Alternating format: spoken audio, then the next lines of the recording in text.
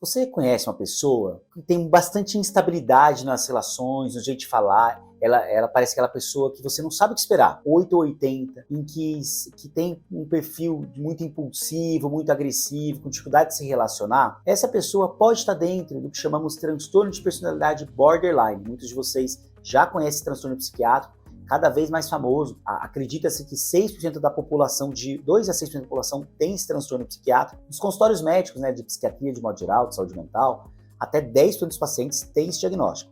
Então, você assiste esse vídeo até o final para entender de fato o que é o transtorno de personalidade borderline, tá bom?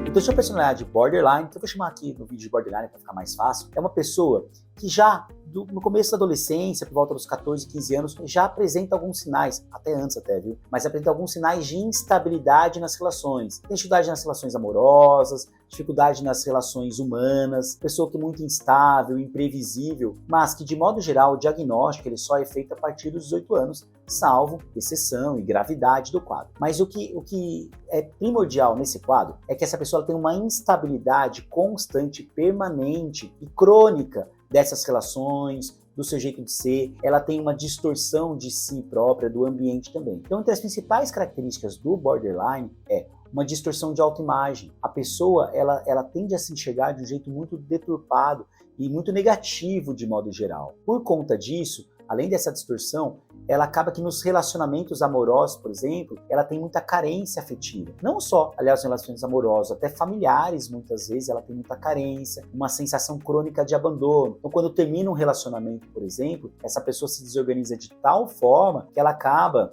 se sentindo mal, fazendo ideações suicidas, comportamentos autolesivos. Então ela tem muita carência afetiva. Algumas até fazem o que a gente chama de stalker, começam a perseguir o ex-namorado ou a ex-namorada. Então essa cronicidade, essa sensação de abandono é algo que está muito associado a distorções de autoimagem. Aliás, um parênteses, esse transtorno psiquiátrico é mais comum em mulheres, tá? Ele é mais frequente em mulheres, a ordem até de 6 mulheres para cada homem, 5 mulheres para cada homem, mas não deixa de acontecer em homens, com uma certa diferença do jeito que a doença, que o transtorno se apresenta, tá bom? Mas ele é mais comum nesse tipo de perfil. Muito famoso em quadros como a da Amy Winehouse, por exemplo, né? É famoso o transtorno de personalidade que ela tinha. A Angelina Jolie também é conhecidamente borderline. Ela diz, né, não é uma afirmação que eu estou fazendo, mas é uma afirmação que sabidamente sabe, ela mesma já falou sobre isso. Então, são pessoas que têm esse transtorno psiquiátrico, ou seja, ele é muito comum. Ele é muito comum. Além da distorção de autoimagem, dessa instabilidade nos relacionamentos amorosos, da sensação crônica de abandono, existe um certo vazio existencial, uma coisa mais relacionada à desesperança, uma sensação de que aquele vazio não é preenchido. A pessoa não consegue ter alguma coisa que traga de fato uma sensação de que ela está plena, de que ela está preenchida. Esses comportamentos, esses sintomas vão levando a outros sintomas muito frequentes no borderline, que é sintomas depressivos e sintomas ansiosos. É difícil você ver um borderline que não tem episódios depressivos muito graves, muita ideação suicida. É difícil você ver um borderline que não tenha pânico, né? Que não tenha crises de pânico com muita frequência, especialmente após frustrações. E aí uma outra característica do borderline, a dificuldade em tolerar frustração. É comum perante uma frustração amorosa, no trabalho, a pessoa ela ficar ou extremamente irritada, nervosa, ou ela buscar alívio da dor emocional com lesões físicas, ou até com coisas mais graves, rompantes de atentar contra si mesma, né? Então, essas características são bastante comuns dentro de uma pessoa com transtorno de personalidade borderline. E aí entram outros aspectos que eu já citei aqui, mas que são cardinais, que são critérios diagnósticos, inclusive, pelo DSM-5, que são esses comportamentos autolesivos, e aí muitas vezes a pessoa faz isso na perna, faz isso no braço, faz isso no abdômen, e aí já a minha orientação, busque ajuda. Se você está vendo esse vídeo e ele começa a fazer sentido para você, busque ajuda. É o único momento que eu deixo você pausar, pegar o telefone e ligar para um consultório, para um amigo, para um familiar. Aliás, isso é importante também, aproveita e compartilha esse vídeo. O borderline, como eu disse, é muito frequente, quase 6% da população tem isso, né? Se a gente pega o Brasil, que tem 200 milhões de habitantes, num cálculo rápido ali, você tem aí 12 milhões de pessoas com um quadro desse. Então, compartilha esse vídeo no seu WhatsApp, compartilha nas suas redes sociais, não esquece já de se inscrever aqui no canal e também ativar o sininho para que você receba informações novas sobre novos vídeos e também curte meu canal aqui e curte no Instagram e no TikTok, @Dr. Guilherme Labinas, tá bom? Importante isso, tá? Isso vai ajudar muita gente só com essas simples atitudes, tá? Porque ela fala para a plataforma que esse vídeo é importante. Isso é importante de modo geral. Então, além desses comportamentos autolesivos, dessas ideações de morte, da pessoa pensar contra si, é comum ao longo da vida, especialmente no início do transtorno, a pessoa tem histórico repetitivo de tentativas contra a si própria. E isso vai levando a internações psiquiátricas de longo prazo, múltiplas internações, por exemplo. São pessoas muito impulsivas, tanto é que vários dos momentos da tentativa ou até dessas lesões acontecem pelo impulso. E essa impulsividade toda,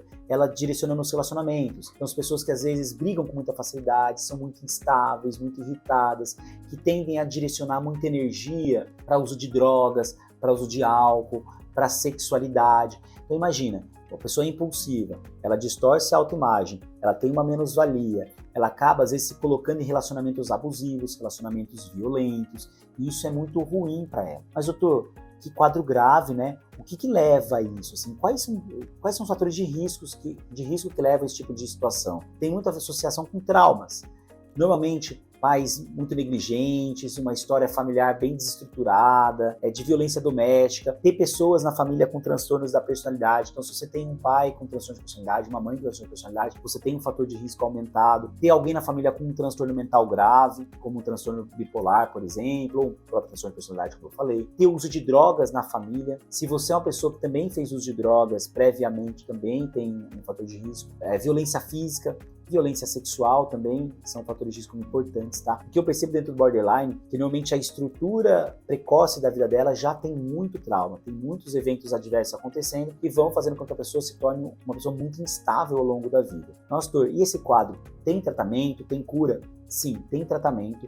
A Dialectic Behavior Therapy, que é a terapia comportamental dialética, conhecida no Brasil como DBT, é a principal linha de tratamento para esses pacientes. Tem uma questão de presença, de treinamentos, uma proximidade com o paciente, ajudando nesses comportamentos muitas vezes impulsivos. Não significa que as outras linhas não sejam eficazes, pelo contrário, são eficazes. Mas a DBT ela foi mais fácil de ser estudada e de fato demonstrar a sua eficácia. Então, terapia é a primeira linha de tratamento. Segunda, rede de apoio, familiares, psicoeducação para o paciente, psicoeducação para os familiares. A terceira forma de tratamento são os medicamentos. Os medicamentos têm uma eficácia um pouco menor do que as terapias, mas eles são muito necessários às vezes para sintomatologia. Eles não curam o transtorno mental, mas eles tratam sintomas depressivos, ansiosos, impulsividade, oscilação de humor, agressividade, irritabilidade. Então, remédios como antipsicóticos, estabilizadores de humor ou até antidepressivos são úteis. Evitamos psicoestimulantes e evitamos ansiolíticos, como clonazepam ou diazepam. Os remédios de tarja preta para esses pacientes